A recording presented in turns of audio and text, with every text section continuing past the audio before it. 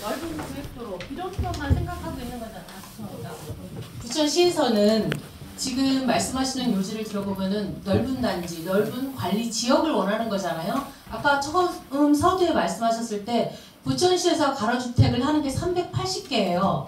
제가 조사해도 그렇거든요. 가장 지금 부천시가 제일 많이 하는 곳이 지금 이 가로주택인데, 그렇다면은 380개가 하는데 좀 더 넓은 지역, 관리 지역을 4개소만 한다라는 거는 신청을 해도 넓은 것만 먼저 우선권이 주어진다는 거잖아요. 근데 현실적으로 여기 앉아 계신 조합장님들 보시면은, 임원분들 보시면은 실질적으로 큰 단지 관리 지역으로 묻기가 얼마나 어려운 줄 아십니까? 이게 개인의 소유물이다 보니까는 물론 마음이 하나로 모아지면 좋은데, 조합과 조합이 여러 단지를 큰 단지로 묶는다는 것은 정말 어려운 일이고, 그래서 저는 요청하는 게 뭐냐면은 작은 단지라도 2개의 단지라도, 물론 아까 말씀하신 대로 뭐 2만 미터 제곱 그 이하도 할 수 있다라고 하지만 부천시에서 선정하는 거는 결국은 큰 단지 4개소만 선정할 거 아닙니까? 그럼 남은 단지들은 살아갈 방법이 없고, 지금 현실적으로 아까 말씀하신 분이 계시긴 하시지만은 허그에서도 부천시 서구권이 제일 돈 요청이 많대요. 자금 요청이. 근데 실질적으로 줄 수가 없어요. 그러면 선정되는 것들이 가장 작은 단지부터 주거든요. 그럼 저희같이 어중뛴 단지 뭐 150에서 200가구 미만은 받기가 힘들어요. 그리고 조금 더 실질적인 얘기를 하자면은 부천시에서 조합장님이나 가로주택이나 재개발이나 하는 단지들에 대해서 정보가 많이 없어요. 정보를 받을 수 있는 곳이 없어요. 정보 받을 수 있는 곳은 담당자에게 전화를 하거나 그렇지 않으면 받을 곳이 없어요. 근데 좀 비교해서 좀 안 됐지만 제가 주구장창 부천시에 요구하는 거는 시장님이야 국회의원님들한테도 요구하는 게 바로 그거거든요. 서울 같은 경우에는 목랑 연필에서 가로 정비가 됐든 재건축이 됐든 거기만 들어가면 정보들은 어느 정도는 다 습득할 수 있는데 부천시는 그 자료조차도 없어요. 그러니까 매번 정보의 부재다 보니까는 지금 설명회 같은 경우도 사전에 문자 하나 그냥 딸랑 이틀 전에 넣어놓고 어떤 사전 정보도 없어요. 종이 한 장이에요. 저 같으면은 물론 많이 인지하고 오시는 분들도 계시겠지만은 처음인 분들이 많거든요. 그러면 조금 더 구체적인 정보를 주셨으면 좋겠어요. 저는. 그러니까 그런 면에서 좀 그렇고, 아까도 얘기했다시피 뭐 이거는 부천시에서 할 수 없는 얘기지만은 하나 더 얘기한다면 실질적으로 지금 여기 앉아 계신 분들이 가장 큰 고통이 뭐냐면은 지금 경제가 어렵다 보니까 작은 단지들은 시공사를 못 구해요. 그러니까 재작년만 해도 경기가 좋을 때는 중견 건설사들도 들어왔지만 지금은 아예 들어오지도 않고 들어왔던 중견 건설사들도 손을 놓고 있거든요.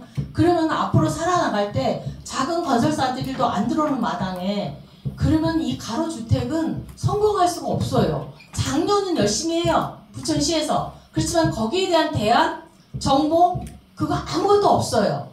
그러면 우리 이 가로주택을 진행하는 조합원들이나 임원분들은 어디 가서 정보를 받고 어디 가서 해결을 물어봐야 되는지 정말 답답할 때가 많거든요.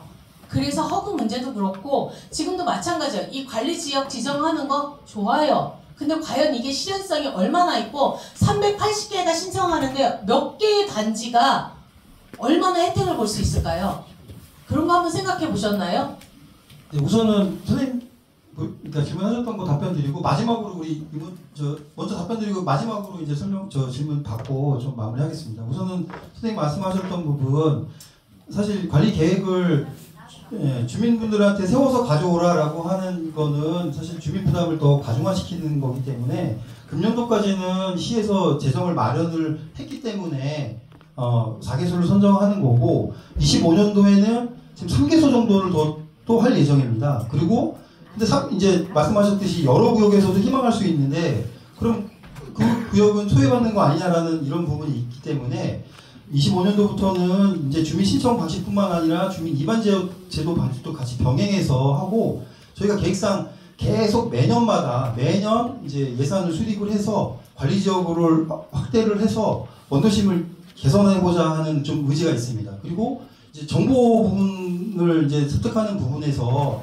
아무래도 기존에는 뭐 인터넷이나 이런 데서 다 이제 개별적으로 찾고 하셨는데 저희 과에서는 지금 뭐 아직 발표는 하지 않았지만 앞으로 이제 그 단계 그러니까 뭐 처음에 추진위원이나 조합 구성 단계, 뭐 사업시행인가 단계, 관리처분 단계 이렇게 어떤 특성화된 챕터마다 설명회를 좀 열어서 또 주민들에 대한 궁금증을 좀 해소시킬 예정이고요.